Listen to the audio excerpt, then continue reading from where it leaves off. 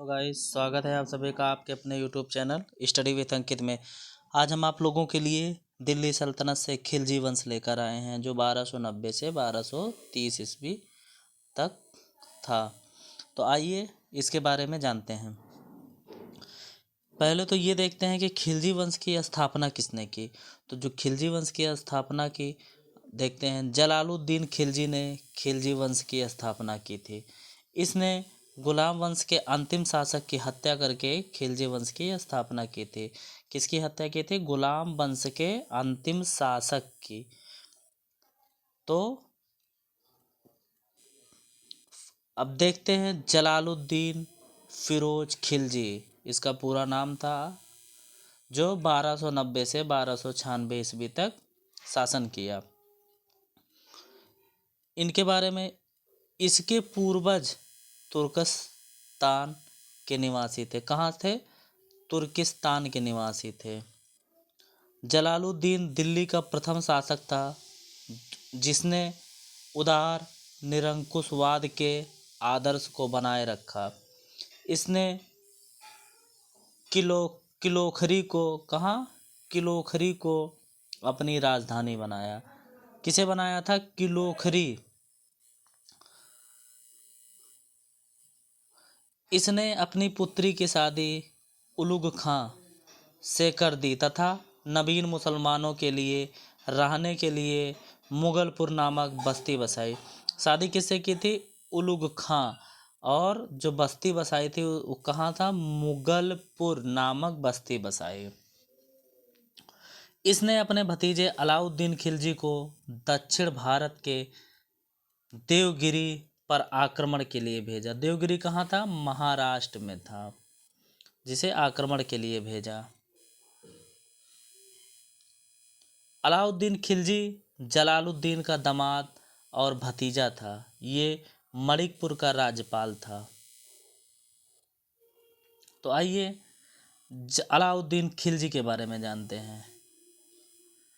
अलाउद्दीन खिलजी 1296 से 1316 ईस्वी। इसने जलालुद्दीन खिलजी की हत्या करके सुल्तान बना। किसकी हत्या किया था? अलाउद्दीन खिलजी ने जलालुद्दीन खिलजी की हत्या कर दी। इसके बचपन का नाम था गुरसप्पा था। अलाउद्दीन का राज्याभिषेक दिल्ली में बलबन के लाल महल में हुआ। कौन से महल में? लाल महल, जो बलबन का था।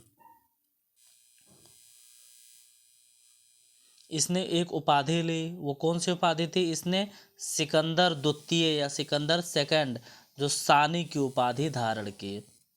वारंगल विजय 1309 से 10 ईस्वी के समय प्रताप रुद्रदेव ने कोहिनूर हीरा मलिक काफूर को दिया था। मलिक काफूर कौन था? मलिक काफूर था अलाउद्दीन का सेनापति था।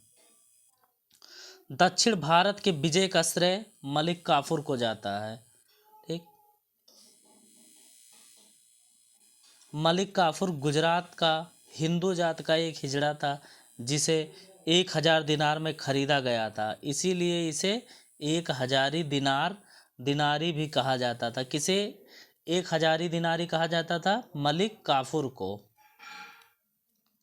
अलाउद्दीन ने चित्तौड़ की रानी पद्मनी, जिसे पद्मावती कहा जाता था, को पाने के लिए उसने 1303 ईस्वी में चित्तौड़ पर आक्रमण किया। उस टाइम वहाँ के जो राजा थे, राजा रतन सिंह थे, जो पद्मावती के पति थे। अलाउद्दीन ने 1305 में मालवा और 1308 में राजस्थान के सिवाना किले सहित उत्तर में कई साम्राज्यों पर कब्जा किया।